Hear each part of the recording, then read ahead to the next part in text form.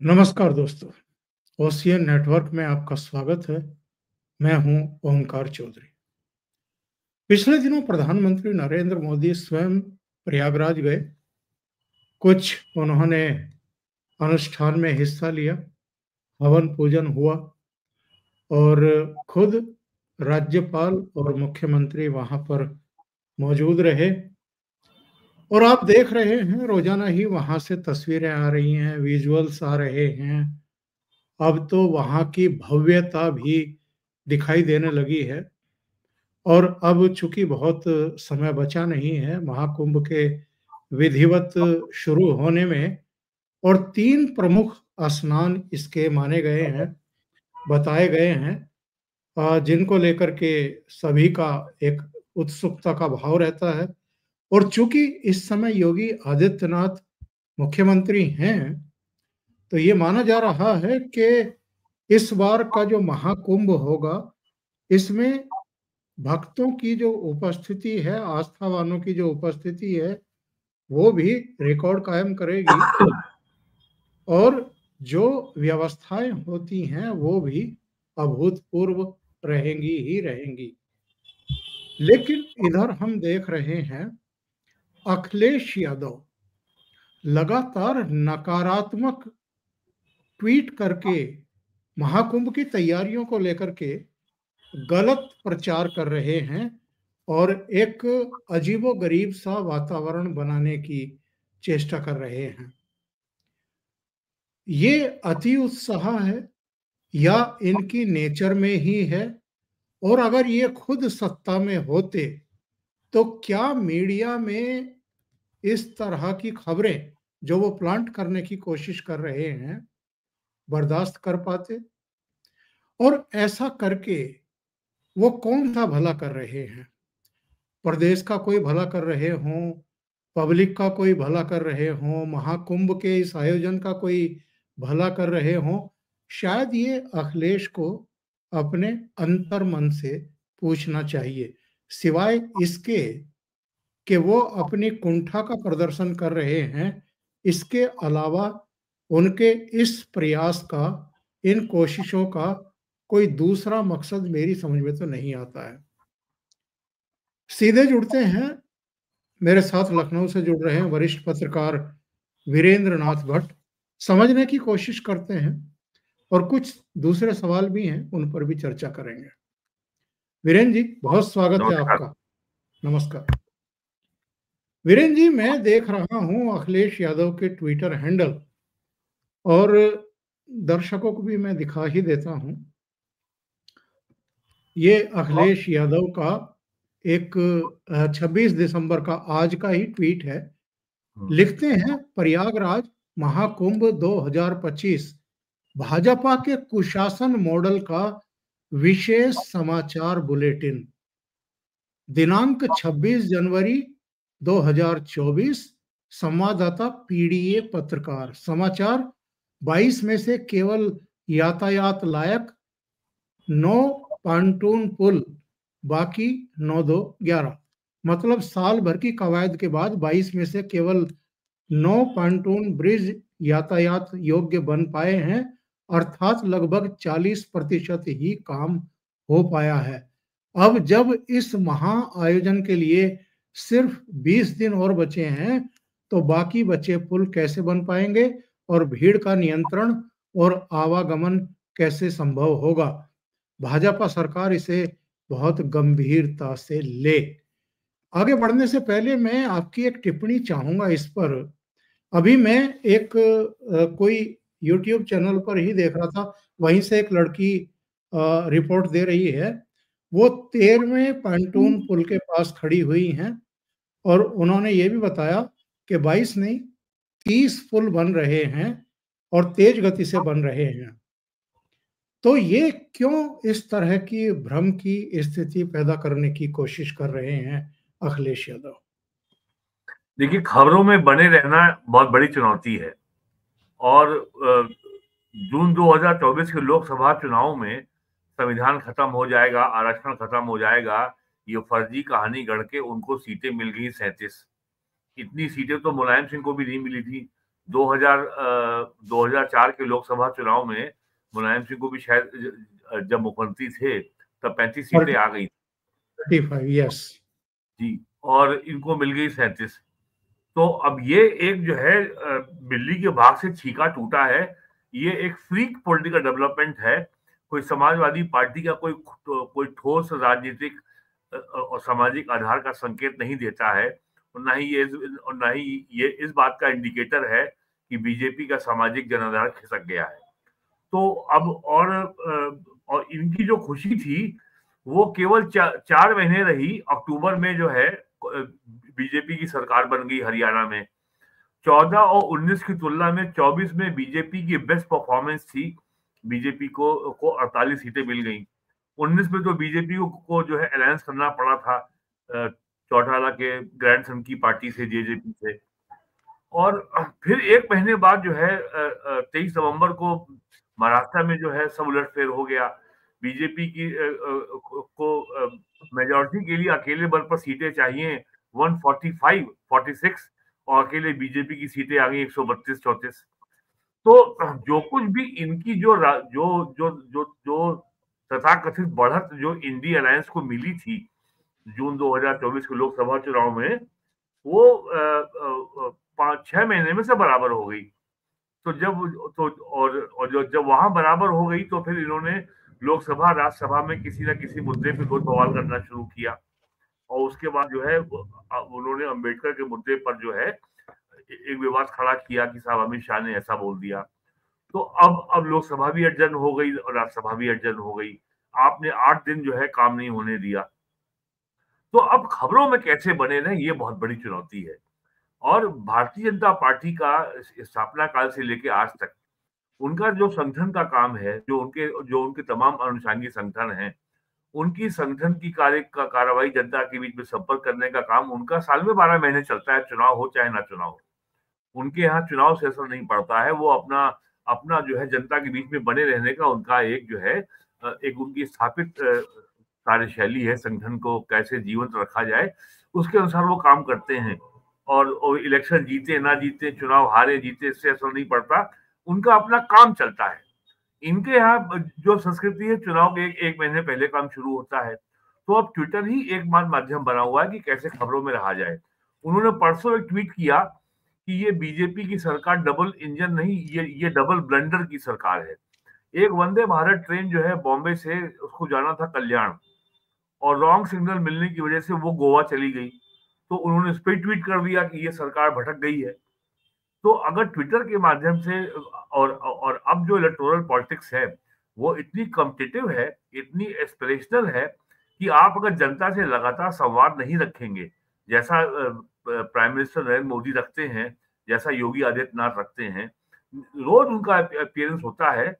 वो चाहे मोदी जी का चाहे मन की बात हो, चाहे कार्यक्रम हो। आज का ही कार्यक्रम आप अगर दे दीजिए, वो साहबजादों के बारे में था, गुरु गोविंद सिंह के पुत्रों के बारे में, तो आज वहां बच्चों से बात कर रहे थे। वो रहते हैं जनता के बीच में, और उनका संगठन है। तो इनके सामने चुनौती है कि कैसे रहा जाए। अब आते हैं कुंभ की बात। मैं पहली बार कुंभ में 1982 में गया था, और जो लोग प्रयागराज जा चुके हैं और कुंभ को देख चुके हैं कि वहां कैसे व्यवस्था की जाती है कुंभ, और लोगों को जानकारी ना हो तो मैं बता दूं, जो कुंभ क्षेत्र होता है उसको नया जिला घोषित कर दिया जाता है मेले के अवधि के दौरान। तो कुंभ का जिलाधिकारी अलग होता है, कुंभ का एसएसपी अलग होता है, और जो जिला प्रयागराज का डीएमएसपी तो है ही अपनी जगह। और कुंभ के लिए बड़ी व्यापक व्यवस्था होती है, और 2 साल पहले से ही काम शुरू हो जाता है। पिछला कुंभ जो हुआ था 2019 में हुआ था, तो उस समय तो योगी जी जो है 2017 मार्च में मुख्यमंत्री बने थे, और जब कुंभ के अगले 2 महीने बाद चुनाव होना था, तो सरकार को की जो पूरी कार्य क्षमता का उपयोग करके जो मेले में कार्रवाई हो जानी चाहिए थी वो नहीं हो पाया।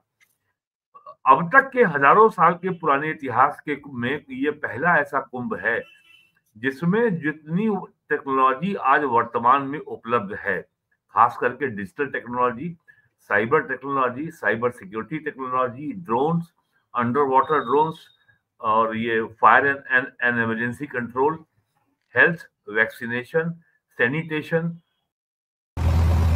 हम इस समय प्रयागराज के कुंभ मेला क्षेत्र में मौजूद हैं। ऐसी आज तक कभी इतिहास में नहीं हुई है और इतनी कॉस्ट इफेक्टिव है। पहले होता यह था कि अगर कुंभ मेला हुआ और वहां पे हजारों स्ट्रीट लाइट लगी, उसके बाद नेताओं में, मंत्रियों में होड़ मस्ती थी लूटने की कि 10 मेरे शहर में जा रही हैं, 20 तेरे शहर में जा रही हैं, 4 अफसरों ने गोल कर दी, किसने कहीं गोल कर दी। तो ये सब चीजें अब की बार नहीं हो रही हैं और पहली बार बड़े पैमाने पर सोलर लाइट का इस्तेमाल हो रहा है और इतना जबरदस्त डिजिटल कंट्रोल है। पहली बार इतना व्यापक तरीके से सीसीटीवी कैमरा का उपयोग हो रहा है और सबसे बड़ा काम जो हो रहा है वो हो रहा है सुरक्षा का। वो जो बार बार जो पेंटून ब्रिज या पीपी वाले पुल की बात कर रहे हैं, उसको भीड़ कहना उचित नहीं है, उनको कहना चाहिए तीर्थयात्री या श्रद्धालु। वो भीड़ नहीं है, वो डिवोटीज हैं और वो वहां पे श्रद्धालु हैं, वो तीर्थ यात्रा पे आ रहे हैं। कुंभ यात्रा कोई जो है वो पर्यटन नहीं है, वो टूरिज्म नहीं है, वो तीर्थ यात्रा है और तीर्थाटन में और पर्यटन में अंतर होता है। तो वो तो ठहरे समाजवादी और समाजवाद तो जो है यूरोपियन आइडिया है, तो आज भी वो औपनिवेशिक मानसिकता से अभी मुक्त नहीं हो पाए हैं वो, और उनको हर जगह दिखाई पड़ता है अपना वोट बैंक, सेकुलरिज्म और हिंदू मुस्लिम के अलावा के आगे वो देख नहीं पाते हैं। तो अगर 13 जनवरी से मेले का शुभारंभ हो रहा है तो 10 करोड़ लोग 13 जनवरी को ही थोड़ी आ जाएंगे वहां पे स्नान के की अलग अलग तिथियां हैं, वो हर तिथि पे आएंगे। तो और हर तिथि पे जो है तीर्थयात्रियों की संख्या एक समान नहीं होती है और आप सोचिए, अगर जो होटल प्रयागराज में 5,000 रुपए का कमरा था, आज वो 35,000 में नहीं मिल रहा है। तो ये सब इसलिए ये वहां की इकोनॉमी में जो ये उछाल आया है, ये केवल सरकार के निवेश के कारण है। वहां जितना सड़कों का जो है रोड वाइडनिंग हुआ है, चौड़ीकरण हुआ है, जितने वहां फ्लाईओवर्स बने हैं, जितने वहां पे स्ट्रीट लाइटिंग का काम हुआ है, जितने वहां गंगा पे नए पुल बन रहे हैं, जो व्यवस्था वहां रेलवे ने की है, जो फाफामऊ रेलवे स्टेशन पे की है, जो पार्किंग की व्यवस्था हुई है। तो और आप जानते हैं भारत में कारों की संख्या निरंतर बढ़ रही है। लोग जो है बसों से भी आते हैं और लोग ट्रेन से भी आते हैं और लोग जो है 800 से ज्यादा तो वहां पे बैटरी बसेस लगाई गई हैं ताकि तीर्थयात्रियों को जो है रेलवे स्टेशन से और बस स्टेशन से वो संगम घाट तक पहुंच सके सुगमता से, पोल्यूशन ना हो। तो एक बार जो है जाके देख के अगर आते तो शायद वो ऐसा बयान नहीं देते और जितना साइंटिफिक तरीके से और जितना आधुनिक जो टेक्नोलॉजी आज के दिनांक में जो उपलब्ध हैं, उन सबका वहां उपयोग हो रहा है। अब की बार बड़े पैमाने पर ड्रोन का उपयोग भी हो रहा है और पहली बार देश में अंडर वाटर ड्रोन का उपयोग हो रहा है लोगों को डूबने से बचाने के लिए। जो व्यवस्था वहां हो रही है, मैं देखता था हर कुंभ मेले में जो वहां जितने अखाड़े के लोग आते थे, महंत लोग आते थे, संत लोग आते थे, जमीन के आवंटन को लेकर के हमेशा विवाद होता था। सबकी शिकायत बनी रहती, साहब हमको जमीन कम दी गई, हमको नहीं मिली, हमको यहाँ चाहिए थी, हमको वहां दी गई। अब की बार 4,000 से ज्यादा लोगों का आवंटन अब तो हो चुका है, कहीं किसी को कोई शिकायत नहीं है। और जो वहां पे संत महात्मा आते हैं वो किसी पॉलिटिकल पार्टी के नहीं होते हैं। योगी जी हर महीने 6 बार जाते हैं प्रयागराज, खुद जो है सारी तैयारियों का जो है सुपरविजन करने के लिए, पर्यवेक्षण करने के लिए। तो वो लोग चुप नहीं बैठते हैं और वो लोग बड़े मुखर होते हैं। हमारे धर्मगुरु, हमारे धर्माचार्य सब बड़े मुखर होते हैं कि और वो खुल के कहते हैं अपनी बात। और जब स्वयं एक महंत एक मुख्यमंत्री है तो क्या आप सबों की इतनी हिम्मत है कि वो कोई उसमें ढीला ढाली या उसमें कोई लापरवाही कर सके? और आम लोगों को ये बात समझनी चाहिए कि मुख्यमंत्री का किसी भी स्थल पे मात्र दौरे करने से ही 90% काम ठीक हो जाता है। योगी जी ने अब मुख्यमंत्री बनने के बाद से लेकर के अयोध्या में प्राण प्रतिष्ठा कार्यक्रम 22 जनवरी को इस साल हुआ था, तब उन्होंने करीब 150 यात्राएं की थी अयोध्या की, और जाके अयोध्या में देख क्या फर्क आया है। आज उसके लोकार्पण तक 172 यात्राएं उन्होंने की थी। और आज अयोध्या जिले की ये हालत है कि इस वित्तीय वर्ष के पहले 6 महीनों में जो जीएसटी कलेक्शन अयोध्या में हुआ है वो नोएडा को टक्कर दे रहा है। 1800 करोड़ रुपए केवल एक जिले में आया है। आप भी सोच लें, ये फर्क आया है अयोध्या में। और यहाँ जो लोग शोर मचाते हैं कि साहब रोजगार नहीं है, वहां कम से कम 50 होटल नए बन गए हैं और कम से कम 10 नए तैयार हो चुके हैं। और आप अगर अयोध्या जा रहे हैं और आपकी अगर ठहरने की व्यवस्था होटल में नहीं है तो कमरा आपको वहां नहीं मिलेगा। अभी भी ये स्थिति है। और बीच में जो है ये लोकसभा चुनाव परिणाम के बाद जब बीजेपी वहां चुनाव हार गई तो सोशल मीडिया में कैंपेन चली कि अयोध्या के लोगों को जो है धोखा दिया, क्या क्या कहा गया, बहुत नेगेटिव बातें कही गई। तो ट्रैफिक कम हुआ था जून जुलाई में, तो कुछ एयरलाइन कंपनी ने अपनी फ्लाइट्स बंद कर दी थी, लेकिन वो सब फिर बहाल हो गई हैं। तो ये जो काम हुआ है यूपी में, अयोध्या में हुआ है और अभी काशी में हुआ है। नवंबर 21 में जो काशी विश्वनाथ कॉरिडोर का जो प्राइम मिनिस्टर ने उद्घाटन किया। मैं अभी नवंबर में गया था मथुरा और वृंदावन। वहां पे आप अगर तीर्थयात्रियों की भीड़ को देखें, शाम को 4 बजे वृंदावन में सारे एंट्री पॉइंट पे ट्रैफिक बंद हो जाता है। इतनी भीड़, इतनी वहां पे जो है सैलाब उमड़ता है। और ये आगरा और नोएडा का जो एक्सप्रेस वे बन गया है, उससे जो इजी एक्सेस हो गया है मथुरा और वृंदावन के लिए, तो पलवल हरियाणा और गुड़गांव और दिल्ली से लाखों लोग रोज पहुंच रहे हैं वृंदावन में। और लोगों को अंदाजा नहीं है कि भारत की जो प्राचीन अर्थव्यवस्था थी जिसका नाम था सनातन अर्थव्यवस्था, जो मंदिरों के अराउंड चलती है, वो बहुत तेजी से उसका उदय हो रहा है उत्तर प्रदेश में। आज उत्तर प्रदेश में अकेले काशी में जो तीर्थयात्री आ रहे हैं, यदि लोगों की सुविधा के लिए हम उन्हें पर्यटक कह लें, तो उनकी संख्या गोवा और आगरा से ज्यादा हो गई है। और अगर केवल एक साल में अयोध्या और काशी को जोड़ लें तो संख्या ये 12-15 करोड़ पहुंचेगी साल में। और शायद अगले साल ये 20 करोड़ क्रॉस कर जाएगी, दोनों तीर्थ स्थलों को अगर जोड़ लें। तो इतना काम हो रहा है। और इसमें केवल ये बाल की खाल निकालना कि पैंटून ब्रिज अभी पूरे नहीं हो पाए हैं। पैंटून ब्रिज बनने में कोई ऐसा नहीं है कि आपको नींव खोदनी पड़ेगी और आपको और जो है वो काम वैसे भी सेना की यूनिट को सौंपा गया है। और सेना किस तरीके से अपना समय पर काम निपटाती है ये शायद अखिलेश यादव को पता नहीं। वो पीपो को इकट्ठा करके केवल बांधना है, उनको फिट करना है और उसके बाद उसके ऊपर सड़क बना दे, उसके ऊपर पटरे बिछा देने हैं, लोहे के जो होते हैं चादरें होती हैं, और ट्रैफिक चालू हो जाता है। और बड़ी संख्या में पैंटून ब्रिज वहां चालू हो गए हैं। 13 और वो कोई जो है बाल की खाल नहीं निकाल पाए। और अक्सर घटनाएं वहां हो जाती थी आग लगने की। तो अब की बार भी जो है वहां पे बहुत ही सख्ती से इस बात का प्रतिबंध है कि किसी भी पंडाल में हीटर का या ब्लोवर का इस्तेमाल नहीं होगा। तो और देखिए इनका मैं एक ट्वीट और दिखाता हूं दर्शकों को। ये कल का है इनका 25 दिसंबर का। देखिए क्या कह रहे हैं। बिना तार के खंबे। समाजवादियों ने तो पहले ही एक गाने में कहा था, बिन बिजली के खड़ा है खंबा। भाजपा राज में यह कोई गाना अफसाना नहीं, 100% सच है। और ये इन्होंने कुछ खंभों के, मुझे लगता है कि या तो पुराने फोटो हैं या अगर ये पोल अगर कुंभ मेले के भी हैं तो इनको ये मालूम होना चाहिए वहां पे इलेक्ट्रिफिकेशन का काम अस्थायी होता है, स्थायी नहीं होता है। वहां की भी रिपोर्ट दिखा देते हैं, जो आज की रिपोर्ट है वहां की। हम इस समय प्रयागराज के कुंभ मेला क्षेत्र में मौजूद हैं।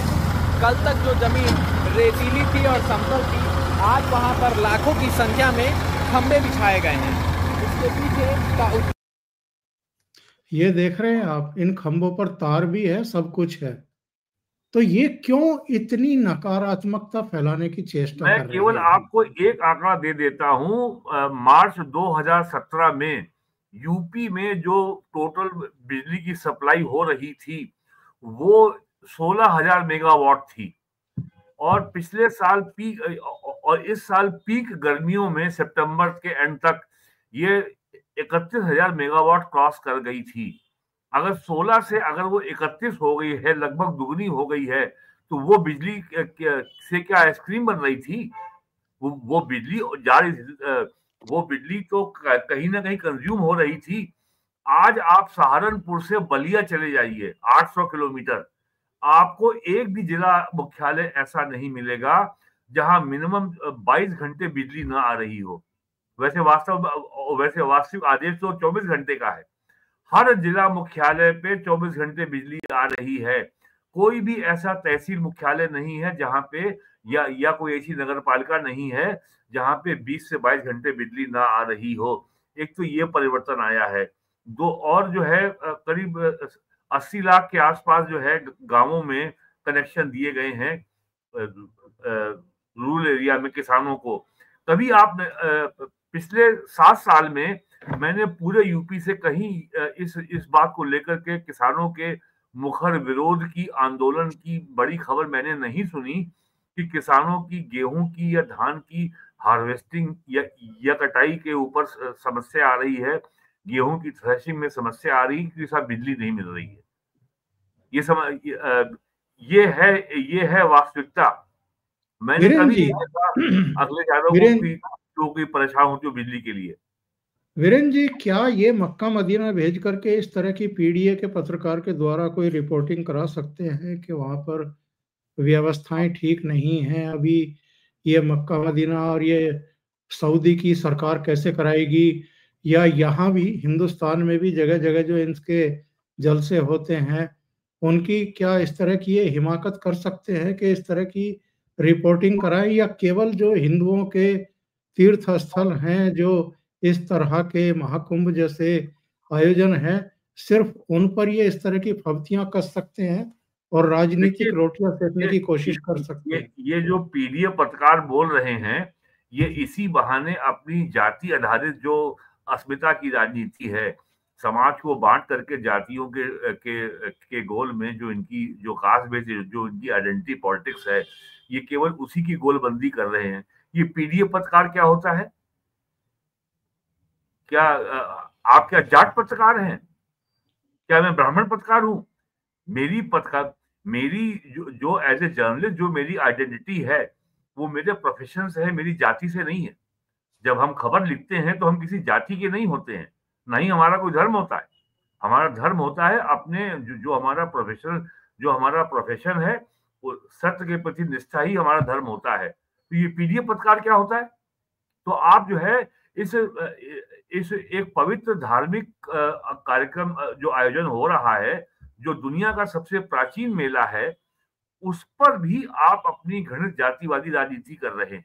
आप देखिए ना, ये पीडीएफ पत्रकार क्या होता है। कल को कोई बोलेगा मैं मनुवादी पत्रकार, कोई बोलेगा मैं बहुजनी पत्रकार, कल कोई बोलेगा मैं सवर्ण पत्रकार। तो ये अपनी राजनीति करने के लिए एक धार्मिक आयोजन को भी कलंकित कर रहे हैं और पत्रकारिता के एक प्रोफेशन को भी कलंकित कर रहे हैं। उसको भी जाति के आधार पे बांटने का काम हो रहा है। जाति के आधार पे बांटने का कोई काम छोड़ते नहीं है। ये अभी लोकसभा में इनका एक भाषण हो रहा था जब वक्फ से संबंधित विधेयक लाया जा रहा था, और जो उस विधेयक में प्रावधान है कि गैर मुस्लिम को भी उसमें शामिल रखा जाएगा, जो व्यवस्था की गई है। तो ये वहां खड़े होकर के भाषण दे रहे थे कि गैर मुस्लिमों को इसमें क्यों रखा गया। 2012 के महाकुंभ में इन्होंने मेला प्रभारी आजम खान को क्यों बनाया था? जब आंध्र प्रदेश में जो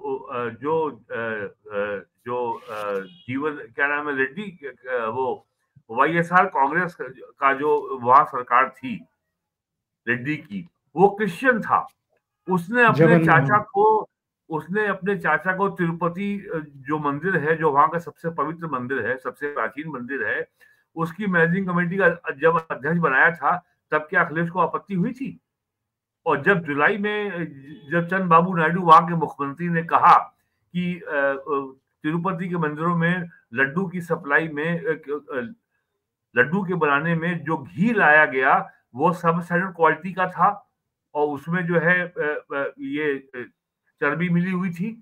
तब क्या अखिलेश ने आपत्ति की थी कि एक हिंदुओं के इतने प्राचीन तीर्थ स्थान का, इतने प्राचीन मंदिर का, जहां एक आध करोड़ लोग साल में आते हैं, उस मंदिर की प्रबंध समिति के बोर्ड का चेयरमैन एक ईसाई कैसे हो गया? वहां के स्टाफ मेंबर ईसाई जो है बड़ी संख्या में भर्ती किए गए, अब उनको हटाया जा रहा है। तब अखिलेश ने आपत्ति नहीं की। और भारत का कौन सा ऐसा कानून है जहां पर यह कहा गया हो कि इस संस्था में जाति और मजहब के आधार पर नियुक्तियां की जाएंगी? हाँ, जाति के आधार पर आरक्षण तो है, लेकिन कहीं ये नहीं कहा गया है कि इस जाति का व्यक्ति या इस मजहब का व्यक्ति यहाँ आ सकता है या यहाँ नहीं आ सकता है।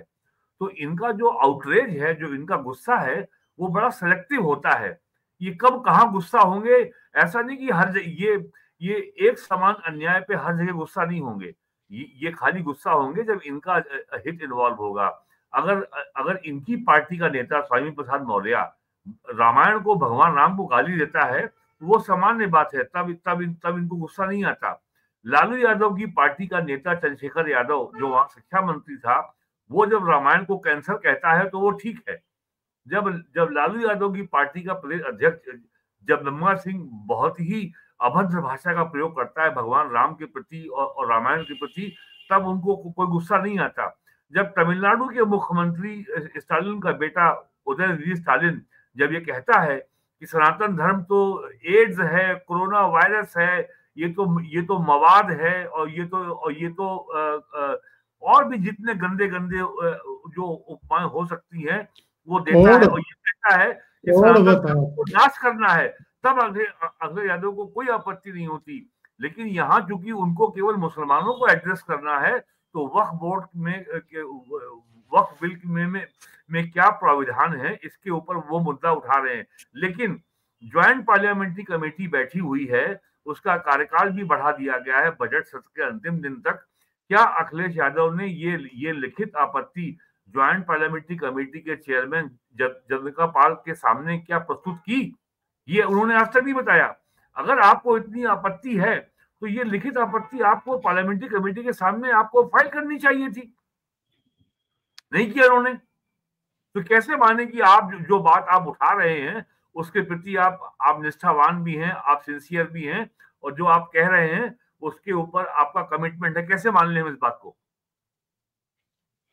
दूसरे एक ये सवाल खड़ा हुआ था, चूंकि ये कांवड़ यात्रा के दौरान भी सवाल खड़ा हुआ था कि एक बड़ा समुदाय है जो खाने के यहाँ तक के पीने के सामग्री में भी थूक और मूत्र और पता नहीं क्या क्या मिलाता है, तो इसलिए महाकुंभ से इस बार उनको दूर रखा जाए, उनको यहाँ ना आने दिया जाए। उसमें भी सबसे बड़ी परेशानी अखिलेश यादव जैसों को हुई थी। तो सवाल ये है कि जब भारत के मुसलमानों को वंदे मातरम कहने से उनका मजहब जो है खंडित हो जाता है, भारत माता की जय बोलने से उनका मजहब खंडित हो जाता है, जब सिनेमा हॉल में राष्ट्रगीत बजता है तो उस पे खड़े होने से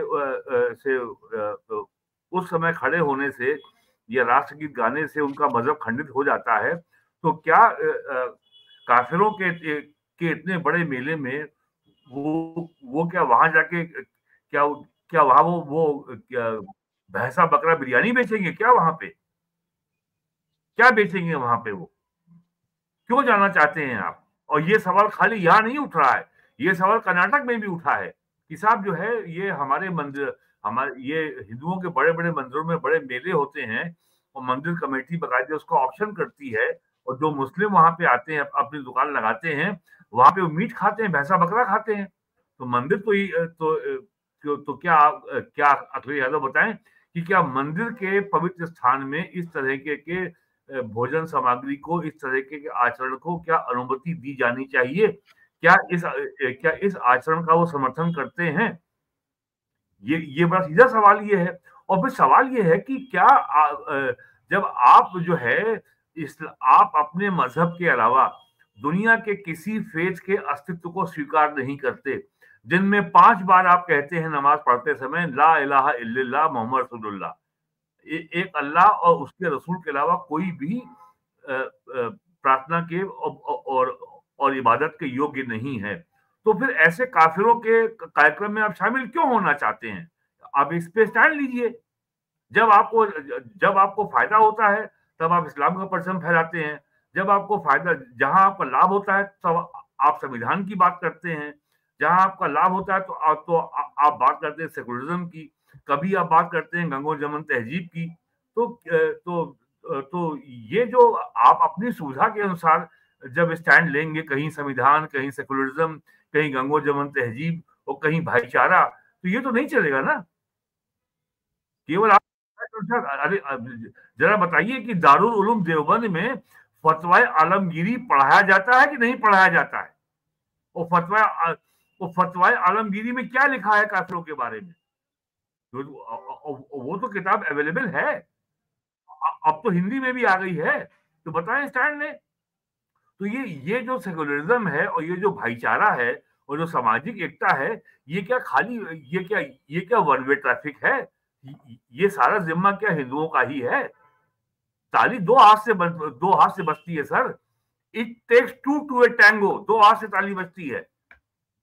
तो अखिलेश यादव केवल अपनी जो संकीर्ण, जो उनकी सांप्रदायिक राजनीति है, बस मुसलमान को जोड़े रखो और बाकी देश समाज बाहर में जाए, ये उनकी पॉलिटिक्स है। ये बात साफ होनी चाहिए। और लगभग इसी तरह के लगातार बयान इनके संभल पर भी आ रहे हैं। ये बावड़ियां क्यों खोजी जा रही हैं, मंदिर क्यों ठीक किए जा रहे हैं, उनके ताले क्यों खोले जा रहे हैं, उनमें पूजा पाठ क्यों शुरू की जा रही है। इनको बिल्कुल हिंदुओं के वोट नहीं चाहिए क्या? 1976 से जितने दंगे संभल में हुए हैं और एक साथ 184 हिंदू जला के मारे गए हैं इनकी, और 3 बार मुलायम सिंह यादव मुख्यमंत्री रहे, 5 साल अखिलेश यादव मुख्यमंत्री रहे। शफीकुर रहमान बर्क ने जो आचार्य प्रमोद कृष्णन का जो संभल में जो कल्की मंदिर बन रहा था, उसके निर्माण को रुकवा दिया था। जब योगी जी मुख्यमंत्री बने तब उसके निर्माण की कार्रवाई शुरू हुई है और इस साल फरवरी में प्राइम मिनिस्टर मोदी उस कार्यक्रम में गए थे। शफीकुर रहमान बर्क ने जो संभल की जो आज जो सो कॉल्ड जामा मस्जिद है, वो हरिहर मंदिर को तोड़ के बनाई गई है। हरिहर मंदिर के बगल के कुएं में 5 साल पहले तो पूजा होती थी, तो शफीकुर रहमान ने बर्क ने बंद कराई थी। और वो जिहादी था और वो कहता था मैं तो तुर्क हूँ, वो अपने को भारतीय नहीं मानता था। आज उसी का पोता वहां से एमपी है और उसके ऊपर 1,92,00,000 की बिजली चोरी का बिल उसको दिया है पावर कॉर्पोरेशन ने। और उसके ऊपर दंगे में लिप्त होने की एफआईआर है, उसके ऊपर गिरफ्तारी की तलवार झूल रही है। इलाहाबाद हाईकोर्ट में उन्होंने रिट फाइल की थी, एंटीसिपेटरी बिल की भी राहत नहीं मिली है। तो ये अभी बहुत सारे सवालों का जवाब उनको देना होगा। और यहाँ मैं ये भी कहूंगा कि भारतीय जनता पार्टी भी ये पिछले 45 सालों में इस मुद्दे पर क्यों खामोश रही। कल्याण सिंह मुख्यमंत्री रहे, राजनाथ सिंह मुख्यमंत्री रहे और रामप्रकाश गुप्ता मुख्यमंत्री रहे, बीजेपी के समर्थन से मायावती 3 बार मुख्यमंत्री रही, कभी इस मुद्दे को नहीं उठाया आपने। खैर अब जैसे भी उठा, अब ये मामला सामने तो आया और लोग समझते थे कि हिंदुओं का नरसंहार केवल कश्मीर में हुआ है। कश्मीर में तो बहुत पहले, बहुत बाद में हुआ, यहाँ तो 76 में हो गया था संभल में। और जो परिवारों के लोगों को जला के मारा गया था, जो वैश्य परिवार थे, रस्तोगी परिवार थे, उनके वंशज अब दिल्ली से लौट के आ रहे हैं संभल में। आज वो देखना चाहते हैं उनके घर का हाल क्या है। और यहाँ मैं ये भी पूछता हूँ कि मुजफ्फरनगर में, कानपुर में, संभल में, मुरादाबाद में, बरेली में जितने जो मुस्लिम बाहुल्य बस्तियों में जो हिंदू मंदिर हैं वो बंद पड़े थे, आज वो खोजे जा रहे हैं, वो खोले जा रहे हैं। इस बात को साफ किया जाना चाहिए कि यहाँ ये जो बस्तियों में जहाँ मंदिर थे, ये 100% मुस्लिम आबादी कैसे हो गई, किन परिस्थितियों में यहाँ पे हिंदुओं को अपना घर औने पौने दाम पर बेच के जाना पड़ा। ऐसा मंदिर मिला है बुलंदशहर में, जाटो समाज का मंदिर था, वहां दंगा हुआ तो उनको अपने घर छोड़ने पड़े। तो सरकार को इस बात की जांच करनी चाहिए कि कौन सी परिस्थितियां थी कि हिंदुओं को अपने घर छोड़ने पड़े और औने पौने दामों पर बेचने पड़े, और ये कब हुआ और कितने मकान हिंदुओं ने बेचे। अखिलेश यादव के समय में आपको याद होगा कांडला में ऐसी घटना हुई थी, जहां हिंदुओं ने अपने घरों के ऊपर बाहर लिख रखा था यह मकान बिकाऊ है। और तब जो है कुछ जो है सरकारी संतों की वहां कमेटी भेजी गई थी, एक टीम, और उसने कहा साहब ये सब आरोप बेबुनियाद है, ऐसा कुछ नहीं है। तो ये सारी बहुत गंभीर सारे मुद्दे हैं। ये जो आपने जो कम्युनल पोलराइजेशन की और किसी भी तरीके से जिहादी मुद्दे पर मुसलमानों के एक मुश्त वोट पाने की जो राजनीति आपने की है, और जो आपका जिहादी पॉलिटिक्स का जो आपका हीरो था आजम खान, जो आजकल जेल में है, और एक तो जो है जहान फानी से कुछ फरमा गए शफीकुर रहमान बर्क। तो ये जो पॉलिटिक्स रही है पिछले 35 सालों में, सेकुलर पॉलिटिक्स रही है, अब उसके पोस्टमार्टम का समय है और जवाब देना पड़ेगा समाजवादी पार्टी को उसका।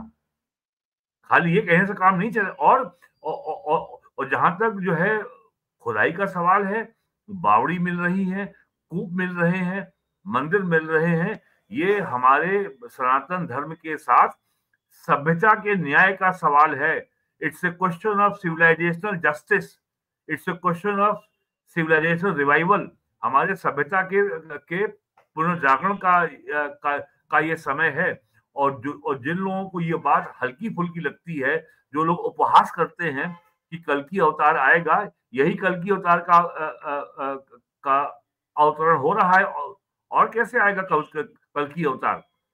जो एक और महाभारत की कहानी पूरी तरीके से फिर से दोहराई जा रही। 5 गांव मांगे थे, आपने नहीं दिया, पूरा राजपाट छोड़ना पड़ा।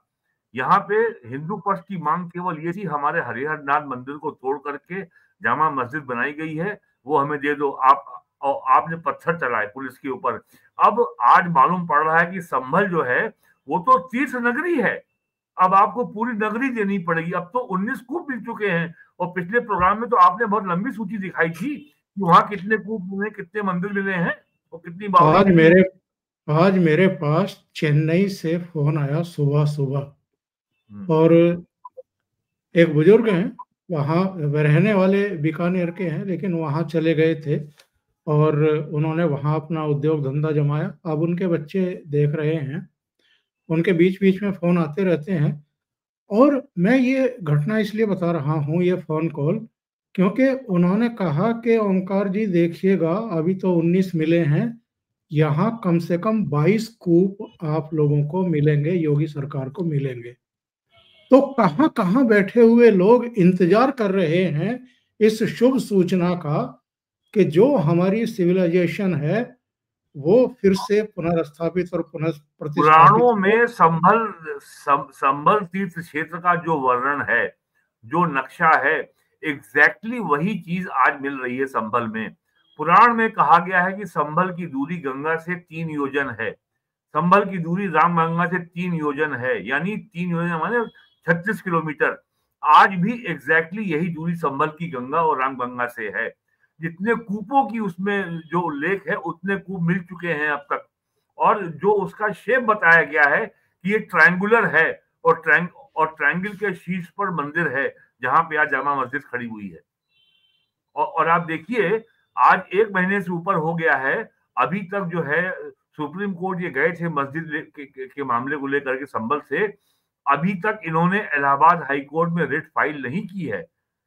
वेकेशन के समय भी रजिस्ट्री में रिट तो फाइल की ही जा सकती है। बिल्कुल, केवल इसलिए कि वहां तो पूरी तरीके से नंगे हो जाएंगे, वहां तो सबूत और दस्तावेज देना पड़ेगा, स्टेटस बताना पड़ेगा कि क्या है। जी नहीं, सबसे बड़ी बात यह है कि 1920 से यह मस्जिद एएसआई के कंट्रोल में है। अब हाई कोर्ट को यह बताना पड़ेगा जो संपत्ति एएसआई की है उसके ऊपर जामा मस्जिद मैनेजमेंट कमेटी का कब्जा कैसे बना हुआ है, ये बताना पड़ेगा। अब वो जो उनके जो चेयरमैन है वो जाफर खान या आमिर खान जो हैं संभल के वकील साहब, उनको ये बताना पड़ेगा ना। ये सवाल तो कोर्ट में उठेगा अब कि ये कैसे आप कब्जे बनी हुई है। बहुत बहुत धन्यवाद वीरेन जी। धन्यवाद। आप जुड़े ओशियन नेटवर्क के साथ और बहुत अहम मुद्दे पर चर्चा की। Thank you so much. नमस्कार।